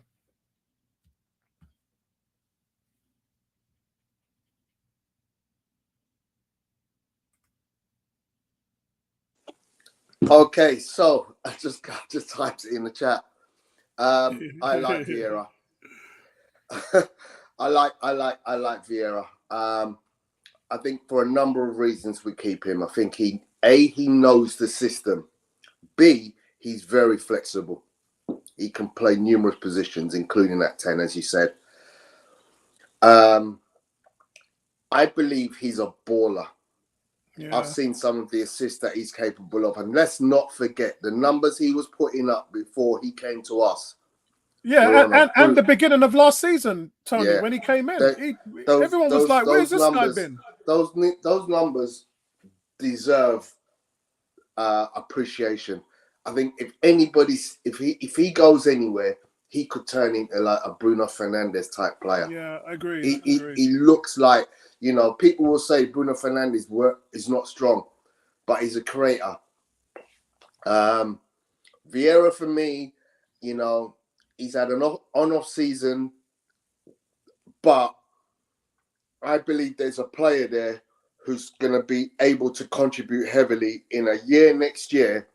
That's going to be full of, you've got to realize how many games are going to need to be played. You cannot play players every game. Yep. The Arteta has to be more able to utilize his squad in the same way that Pep Guardiola does with his team. You look at some of the fringe players at City, and they were getting minutes. When Kevin De Bruyne was out for half the season, let's not forget, guys, we've been very fortunate this season with injuries. We finished the season with 100% availability. Yeah, unlike the year before when we had to suffer. Yeah. So I don't want to wish us any doom, but I just feel like in looking at building a squad, Vieira is the type of player who understands the system, who's a capable operator, is not on silly money. So 40K a week. For me, it's a keep. It's 100% keep, because he's a player that I think you've got a good one there. You've got a good one. If I had the choice between Vieira and Smith Rowe, I would play Smith Rowe. I would keep Smith Rowe. Oh, do you want to go straight into that segue then? Because we'll talk about Smith Rowe now. Because they're similar type positional players. Seamless, Tony. Seamless. Yeah. They are similarly type players in that they can any of those positions. I would keep Smith Rowe, again, bouncing off the subject about homegrown players. I would keep him. However, I just believe Smith Rowe is such a good player that if I was Smith Rowe, this is the Joe Willock theory, you go play your football somewhere else and succeed. I love the kid. Yep. I would keep him. Yeah, that's my saying. Yeah. I would keep him. I would keep him and I would keep Fabio Vieira. However, if we're losing Smith Rowe, you keep Vieira. If you're losing Vieira, you keep Smith Rowe. Yeah, totally You agree. don't lose them both. So I'm going to go before I go to Ebony, because Ebony's got to leave work soon. So this was the one that I really struggled with, guys, because I've been a big fan. Again, a lot of you guys remember me 6 years ago telling you about this guy from the academy. It was like, who is this guy? Who is this guy? Oh, wait till you guys. I kept saying to you guys, he's a natural replacement for Aaron Ramsdale. Aaron Ramsey. And then he goes to Huddersfield, has fantastic year. Shout out to Mark Pengy as well, who follows Huddersfield in our forum. And then he just came here and he blew it up. But the injuries. And it's almost looking like a Jack Wilshere situation where you just, when is it ever gonna go right for this guy? But I think for me, the whole thing was he needs to be a regular starter at a club. The same thing with Eddie. You know, I love Eddie, love, cook food, but he's got to go elsewhere and play. And obviously Smith Rowe also has that new contract as well. So I think for me, he's got to go and not be the next Jack Wilshere. He's got to go to another club. Don't let the injuries kill your career. Because if he leaves Arsenal, guys, and then he suffers injuries in the same way, his career's finished. It's finished. Jack Wilshere was done by the age of 27. I don't think some people actually remember how his career went down. Smith Rowe is going to be 23. I think he's 24 next season. He needs to find a place to settle in. But if he goes to another club and he gets injured, and same thing that happens to him happens here, he'll be done by the age of 26. He won't have no market value. And he'd have been injured his entire career. So I think it's baffling because he hasn't been injured lately. Second half of the season, he's been fit. He's been ready to go. Then the game you play him in, the one game you play him in against Luton, he gets man of the match with 2 assists. And guess what? He doesn't see the field again until the last game of the season. So it's a trust factor. And it's not just, and I feel Arteta, I feel it because you guys know I'm a manager as well. There's some people in my team that fly. They're the flyers. They're the gold stars. They're the guys that always hitting target, getting things done. Then they're the guys in the middle that sometimes they do well, sometimes they don't. And then they need my support to get them over the line. And then there's the guys at the bottom who just, no matter what you can do with them, it just never works. And with Smith Rowe, and this is not just Smith Rowe, but this was my point about the ceiling for Arsenal has moved. Arsenal have outgrown a lot of players in this team, like Reiss Nelson, Nketiah, and Smith Rowe. And the reason why I'm saying that they've outgrown them because Arsenal are now in the upper echelon. They are title contenders. That's it. The players you'd expect to come in are the guys who were the best in Europe in their positions.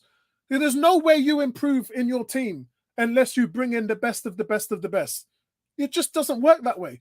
You can't be a team like Arsenal with admirations and then go and bring in some average guy who plays left back for Everton who barely gets on the pitch. It just doesn't work like that. That's not how it works. So we have just evolved as a team. And what that does is that leaves certain things behind.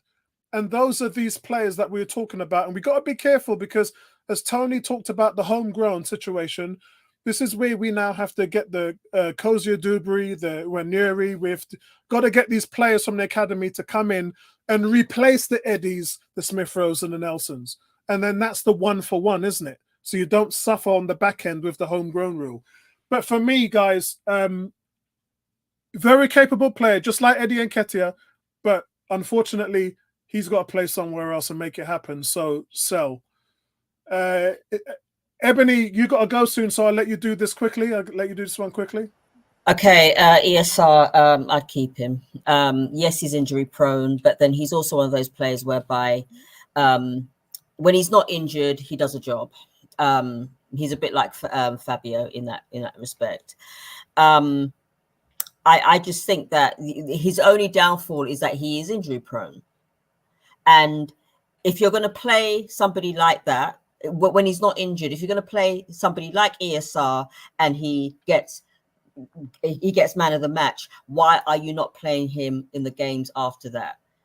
And I could possibly understand that, if he's feeling away in terms of, he's not been given any game time, then of course, what is he thinking?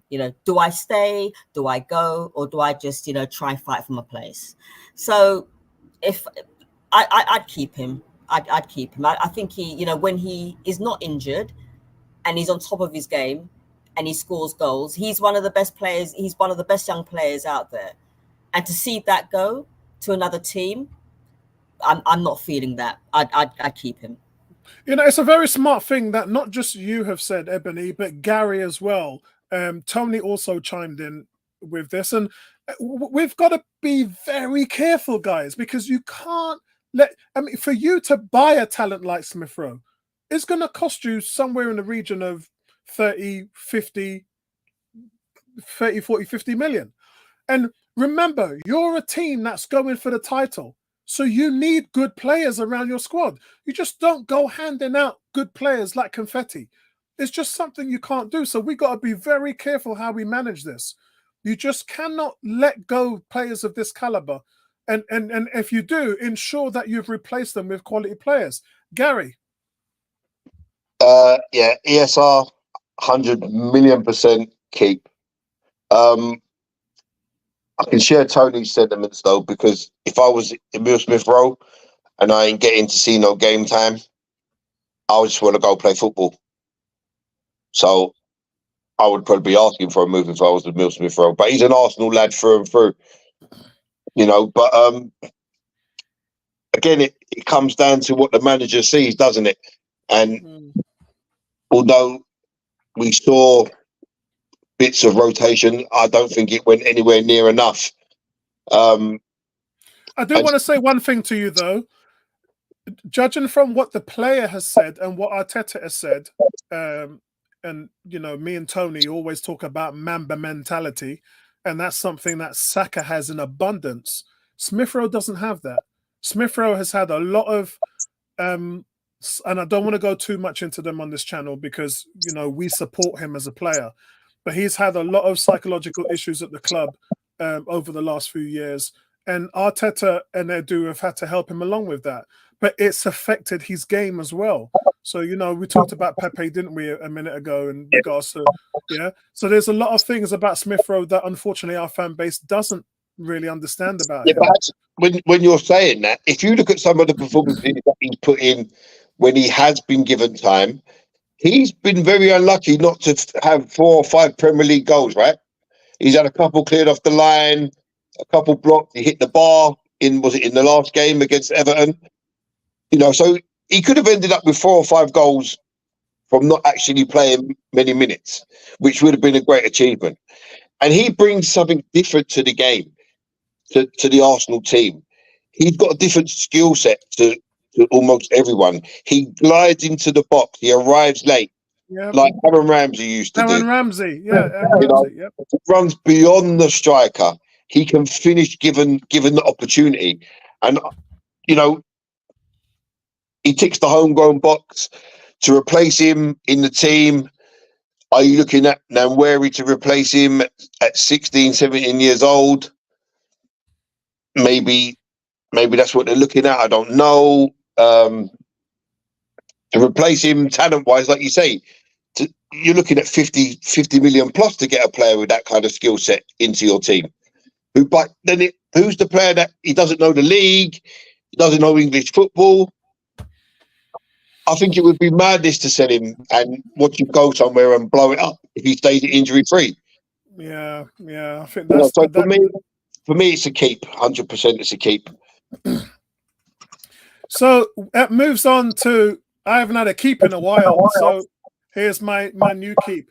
It's Thomas Partey. And look, guys, you all know this was the best player in our team the year before. And so if I get my Douglas Luiz this summer, yeah, then, or even if I get Onana from Everton, then you can go ahead and do what you want with Partey. But if you cannot bring me a player in and show me an alternative to Thomas Partey, and then I'm not selling him. Sorry, I'm not. Because the team's good enough now where you don't have to play him every game. Just like with Jorginho. Yeah? Jorginho, guys, you have to remember, on the when we got beaten by Villa, Jorginho had played 2 games prior to that in a row, including the Champions League.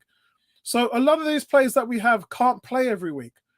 But you can certainly alternate them and play them here and there. And so Partey doesn't have to get stringed out like he did before. We know that he's got poor stamina. You know, we know that. But his contract expires at the end of next season. And so to avoid losing him on a free, I will understand it if he was sold. I understand it. I get it. But there is no one better in transition in football in Europe, in my opinion. There just isn't. I look at Juventus, Bayern Munich. I look at Barcelona, Real Madrid. I don't see any player like him in transition. There just isn't a player as good as him moving the ball forward. And so you show me an alternative and then we've got a deal, then you can sell him. But for now, keep. Tony? So first and foremost, welcome in the chat, Guna Matters. Big up to guys Glenn. don't know Guna Matters. He has a fabulous channel, does some great work. Please, guys, please go and help and support any of our co-contributors like Guna Matters. Yeah, Thomas Partey. You know how much I love Thomas Partey. And it's simple. There's no way we sell him. There's no way we sell him. I don't care if he's in the last year of his contract. Yeah, I know he wants to stay. That's the fact. I know he just wants had to stay. He just had a child. He just got married and had a child. Yeah, I know he wants to stay. And, you know, look, when fully fit, at the end of the season, when Mikel Arteta had all his options, yeah, just gave Jorginho a new 1-year extension on his deal. What does he do? Plays Thomas Partey. Yeah. That tells you all you need to know. If we had Thomas Partey fit all of last season, I think it's a different situation with the league. Yeah, I agree. He's 31 next week. He's 31 next week. We have to wrap him up in kid gloves and we have to, put cotton wool around him. But quite simply, he's a player that you can't find elsewhere. I put out a video last week from Riyadh, just, highlighting some of his play. And I can't help it. When I look at him play, there's nobody does what he does. And in that video is an interview with Zinchenko. And Zinchenko says, he's like this, Thomas Partey.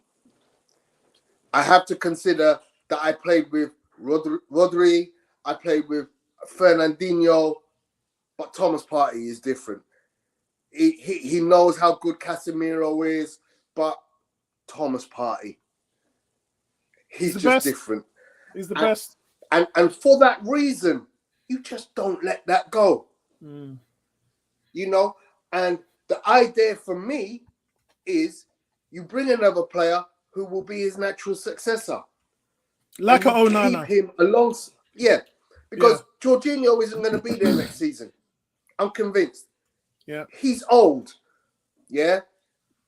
He's a great player, but he ain't going to be there at the end of next season. So potentially you lose Jorginho and you lose Thomas Partey next season. Yeah. So you need to have somebody who you say, come in, see how these two operate, because they both have different skills, which are both great for the team. Yeah. Remember I said this. They both have good skills. Thomas Partey doesn't have to play every game. There are games where you can play Jorginho and he will be more effective than Thomas Partey because he brings a slightly different set of skills. Yeah.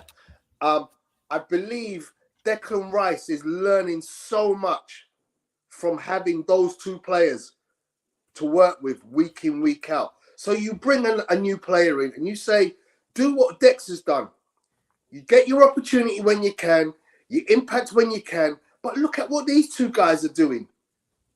And if you can learn from these two guys, the year after, their role is yours. Yeah, Gary.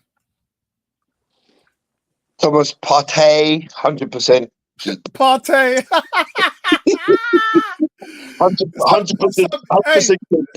Hey, some Millie Jackson thing there back from the day in the 80s and the 70s. For some of you lot are too young, you probably wouldn't remember. Thomas Partey. We keep, like you said, listen, he brings too much to the team. If you lose him on a free, you got your money's worth out of him, you know.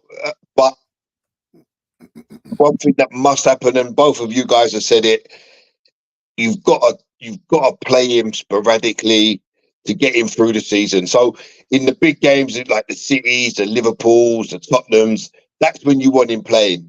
Not against the Burnleys, or not the Burnley ain't even there now, but not against the lesser teams. You know, that's when you can bring Jorginho in, or you can play Rice at the 6, Havertz at the 8. The whole point of having a squad is that you use it, right? Yes. Pep does it immaculately every year.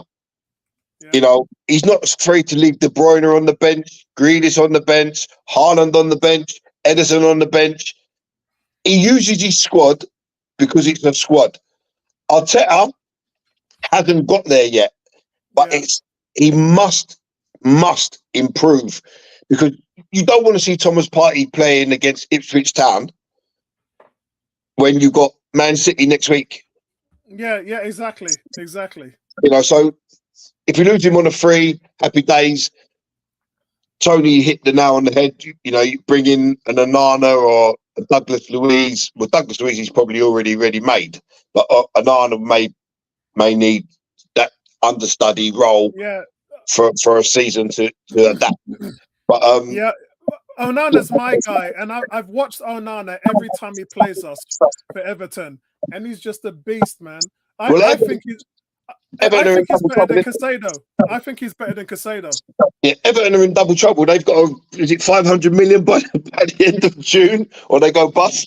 Yeah, you know, so we can go and take advantage of Everton and just go rob them blind.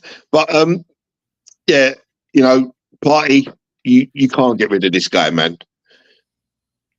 Tony's doing some sign language over there. I don't know what he's doing. Yeah, right, guys. So let's move on to Gabriel Jesus. And before I do that, Guna Matters says Thomas Partey has to stay fit. Hold on, it's Gary. Let me just. That's it. Guna Matters says Thomas Partey has to stay fit, but that in itself is a gamble. One more season for me. I think we all agree on that. But if we could get Onana, or Balaba from Brighton, plus the money has to be good. Yeah, I agree.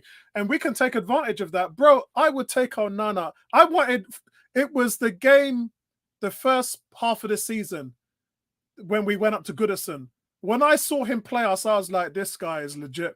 He's the real deal. He's got everything. His range, tackling, he can pass, he can score. This guy's got the full package. And I kept on seeing him all the way through. And yeah, man, I'm sold. I'm a big Thomas Partey fan replacement for Onana. Onana for me is the natural successor to come in and replace it. Cam says, I understand why people are saying Partey should leave because of his injury record, but from a purely footballing perspective, it's ridiculous to sell such a quality midfielder. And then he says, oh, by the way, shout out to DWTT in the house. Nice to see you, bro. Then Cam says his ability to break defensive lines with a single pass is what makes him so good. And that, guys, that is the key. That's what Declan Rice has said he's trying to learn. That is the key to our success.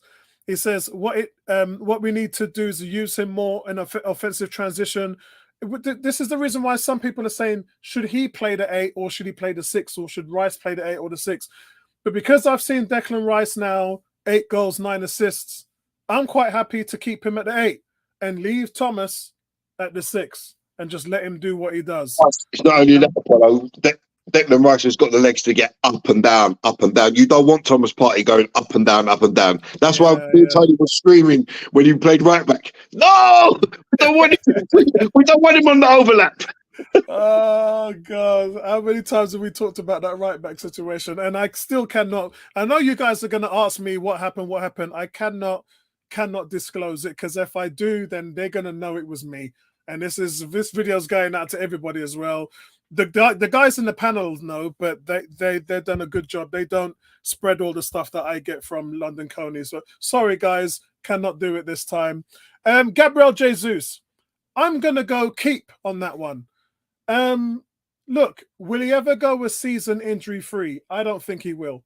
He's got this knee problem, which has basically busted his career. They said last season that the knee may never ever be 100%. What does that tell another team? He's got no resale value. Look at his scoring record. He misses so many chances. No resale value. As a number 9, that experiment is over. It's done. He is not a number 9. He's a wide man. And so here's my plan. You've never had a replacement for Saka on that right-hand side. Just use Jesus. Jesus can supplement on the left, supplement through the middle as a striker, and also help you out backing up Bukayo Saka. So for me, he has value on this team, and that is the difference between, say, a different player who's going out, maybe a Nketiah or Smith Rowe or Nelson. Gabriel Jesus for me has just got more top end value, and so that's the reason why I would keep him. I was going to let Tony go first, but Tony's in deep conversation. So Gary, you go first. You go next. It's time the resurrection of Jesus was ended. You got to get rid. He ain't the 9. That, like you said, that experiment's busted, wheels falling off, whole vehicle blown up to smithereens. Yeah, you can put him out wide, but for me, it's everything he does is just so extravagant. And yeah, all right, yeah, he's Brazilian. We'll give him that, but I just don't get it. Such a talented guy, but wants to do too much with the ball. I'll be looking for offers from Saudi for him. He'll do well over there. Yeah, get rid. That's it. Yeah, it is a tough one because it just doesn't work as a number 9. It is a weird one because the guy's got bags of talent, bags of skill. He can't hit a cow's arse with a banjo from 5 yards, but then he'll score a blinding goal. You think, how have you just done that? Yeah. But I just think when you're talking about the team involving, there's a reason people leave Man City, right? Because Pep ain't going to get rid of anyone that's contributing. And I know Jesus contributed a lot to the team. Was it 94 goals or something like 94 that? 94 goals in 230 games. Yeah. So, I mean, that's a decent record. But Pep ain't allowing you to leave and go to a rival if you're in that very, very top draw. Yeah. I think my best 2 games in Jesus' career was his last year at Manchester City. And City, this was before they got beaten by Chelsea in the final by Havertz. And they were playing, Man City was playing Real Madrid. And Jesus put the 2 best performances out. He actually scored the winning goal in the second leg. That for me, just a complete display from him. And that's the reason why Pep turned around and said he didn't want him to go. But then he wanted to play as a number 9. So that's why he left in the end. 2 years later, he's still not a number 9, but he's playing for Arsenal. So there you go. Tony, are you ready, bro? Right, what's the question? Gabriel Jesus, sell or keep? It's a sell for me. Take the money while you can. Just not can't score enough. goals. Knee mash up. Enough. Yep, medical risk, can't score goals. Yeah, Tony, I can see why Tony's saying that. All day selling. Yeah, he's not going to carry much value. Our Yeah, last one for he's out Darren Anderton. is our last one for tonight, guys, is Reiss Nelson. This one hurts me so much because unlike the other players, this guy gets no minutes at all. We talk about Smith Rowe starting a couple of games and things like that. This guy from the season started to Christmas had only played a total of 63 minutes. That's a total. That's like coming off the bench, and that's everything. 63 minutes. That's not even one game. That's how bad it is. He's just not playing, this guy. And he's got the difference between this season and last season was last season when he came on in those fringe minutes, he was stunning, wasn't he? He replaced Saka against Nottingham Forest, scored 2 goals, got 1 assist in like 20 minutes. And then the Bournemouth game, we all know what happened. He came on and scored the goal in the dying minutes. Like, he was so dynamic. And that's what's been missing this past season. He hasn't come on. Well, he hasn't really been on the pitch. He hasn't been on to do anything. He's just not played. And so it's just so frustrating, guys. After signing that contract extension, it's just not happening for him. I don't know what's going to happen. And I think, guys, remember, he was the best talent coming out of the academy. When Saka was there, when Smith Rowe, when all of them guys were there, Joe Willock, the one that everybody said was going to make it was this guy. This guy was the best player in the academy team. And it's such a shame to say, look, and it could still happen for him. I'm not crossing any borders or anything. It could still happen for him. But it's just been disappointing why he hasn't played. Tony? Yeah, so and it's a sell. Kind of like what you have said. He's just not being that guy. And despite Arsenal giving him a decent sized contract, to me he's not being utilised sufficiently to show me that Arteta has the confidence to play him in important games when you need a player to come in and dynamically change a game, which I thought he was that type of player. I thought he was that type of player that, obviously the Bournemouth game from the season before, you came on and he just hit the ground running and was firing in, and you thought, ooh, that's what he can do. And let's see more of it. And unfortunately, it just didn't happen. So it is just got to be a sell. Yeah, and before I go to Gary, Cam's asking, why do we want to sell these players? Well, if you sell your Nketiahs, you sell your Smith Rowes, you sell your Reiss Nelsons, guess what? That opens the door to a Fofana. It opens the door to Bruno Gomes.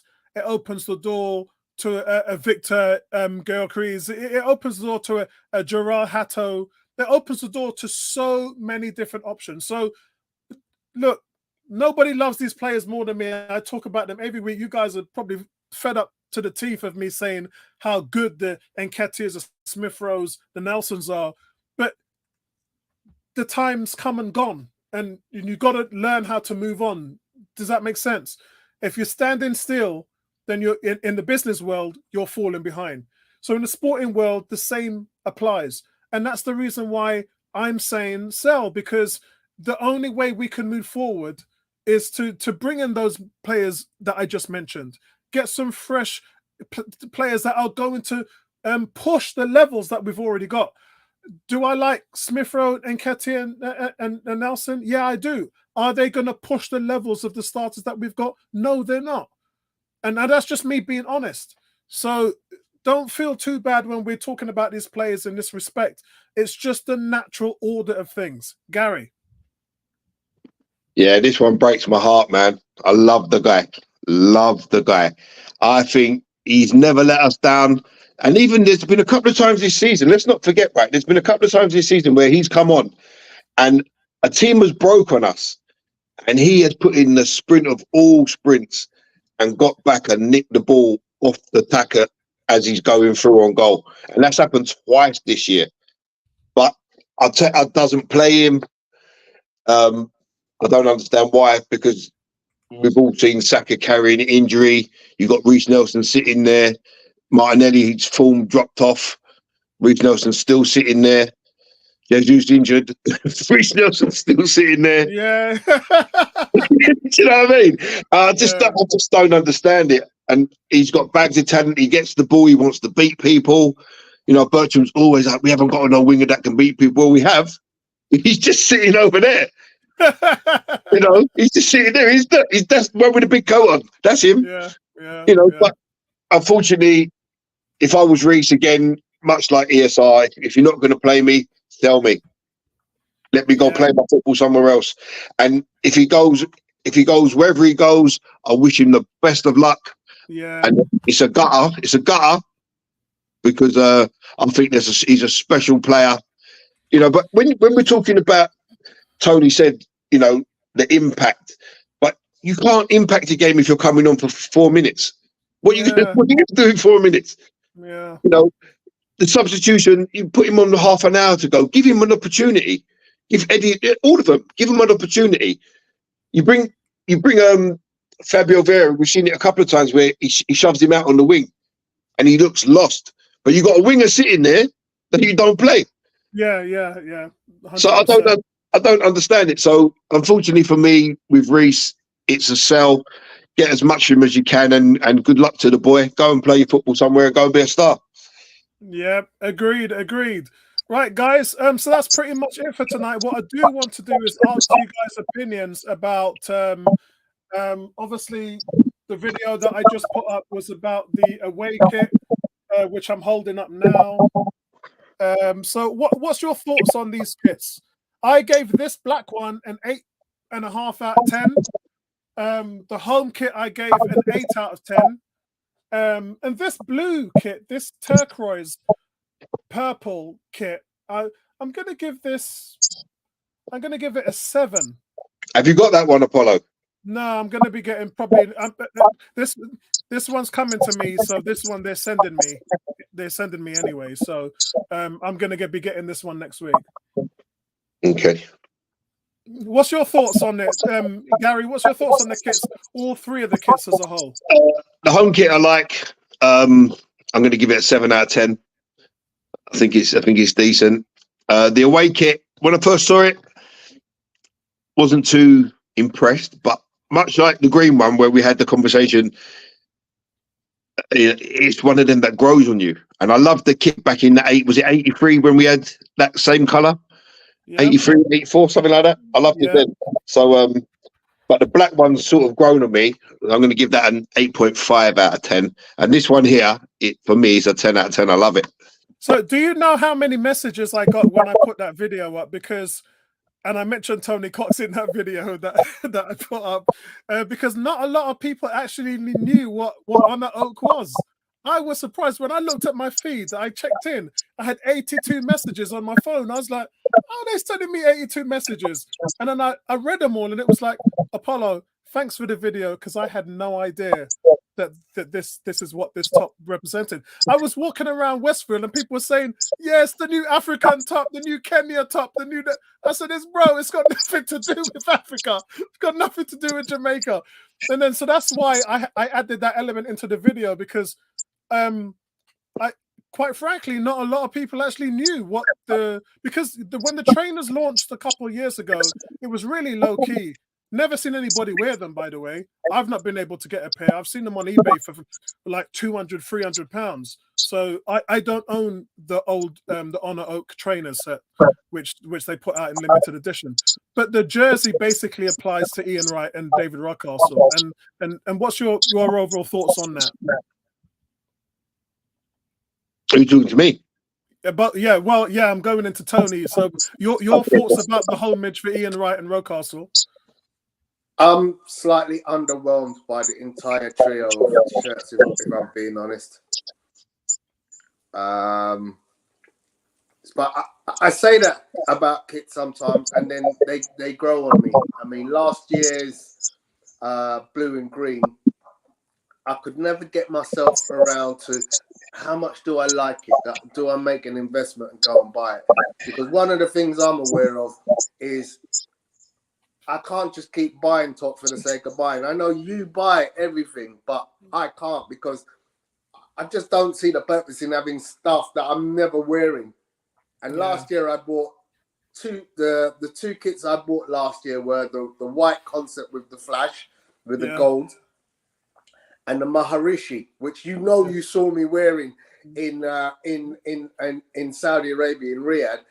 Everybody was talking to me about that top. Everybody was like, what? Yeah. And like, that kit there is fire. Yeah. That is fire. And I remember when I wore my white one to Carnival, and like, again, everybody was like, oh my gosh. Look at the 3 kits there that we've launched for this season or about to launch, and not one of them hits me in the same way. Yeah. And obviously the previous season's black, that's untouchable. Yeah. So when I think about this season's black, I'm like, okay, it's nice, but it can't hit that. It can't hit like that one. That is what it was. I see a lot of black kits. Because literally every team now has a black kit. Yeah. But unfortunately, nobody's black kit hits like that kit from 2 seasons ago. I love the black kit, but I thought the yellow and black last season beat the black from the season before. Wow. It was a different class. Wow. Yeah, Tony was talking about that one, guys, the Maharshi. Yeah, I like that. Talking about that one. Everybody was stopping me in but Saudi, but look at that, right? That's a training top. They don't play in that. Yeah.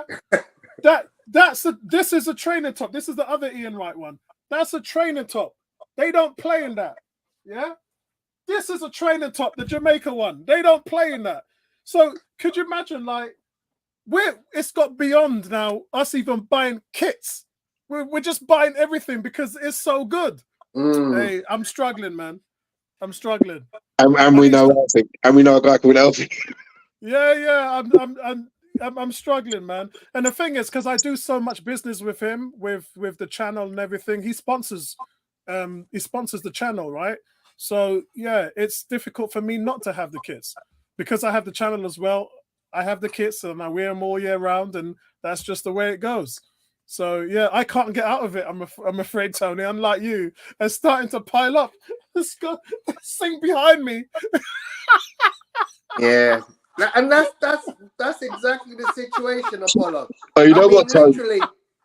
Literally about 3 years ago, I had that stack, and I was like, "This is crazy." And you know what was more interesting for me was I had that stack of signed jerseys.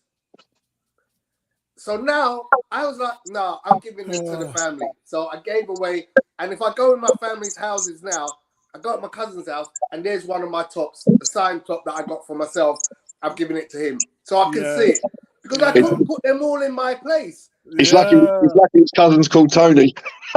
Oh my god! Oh, and then upstairs in my wardrobe, I've got all the other ones like the Ramsdale all black, and the banana, the yellow banana one. See, it's just like you got to have a very, very, very hospitable wife to deal with who's got that kind of collection. Yeah, your clothes collection must be bigger than Lisa's, I'm sure.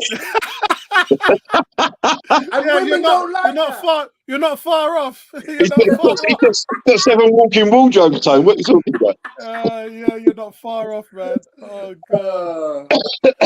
All right, guys, listen. Thanks everybody for tonight. I'm gonna try and do as much transfers as I can on the channel with updates.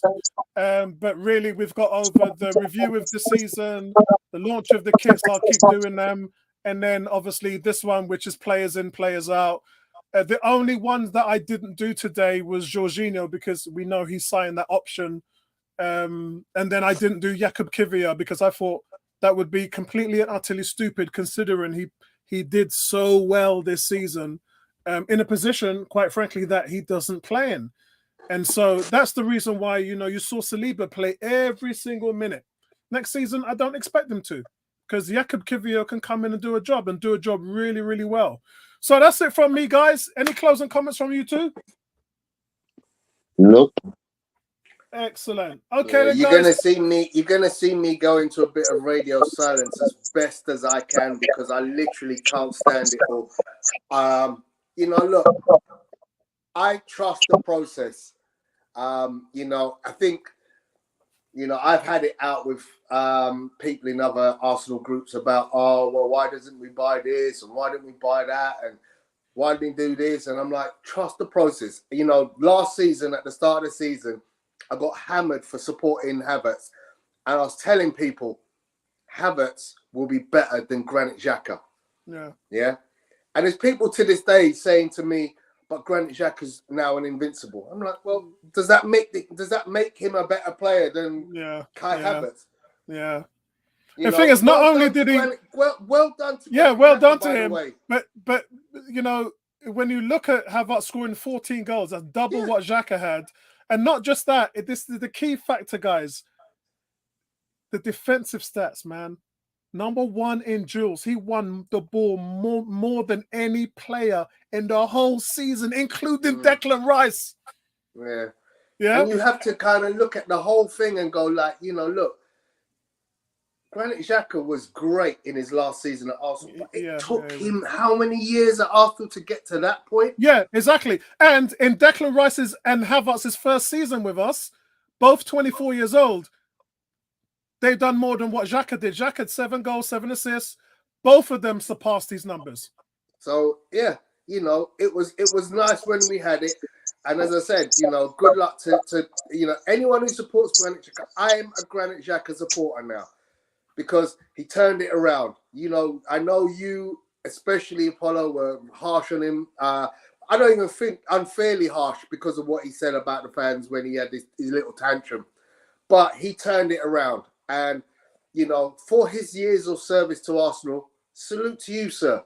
And even more so, congratulations on now becoming an invincible, winning a title with Leverkusen. But, yeah, I'm happier with the process, and I'm happy that the process has brought in 2 players which have significantly improved our squad over the one. And if Arsenal keep doing that, taking one out and bringing 2 better in, we're only going to be better. So agreed. I'm going to trust that process. Yeah. If he decides to sell Saka in the summer, I would not be averse to it. Whoa. Hold it right there. I have said this over and over again. If Arsenal got 200 million for Saka, let's just say someone stupid came in and said, you know what, we want him at money's no cost.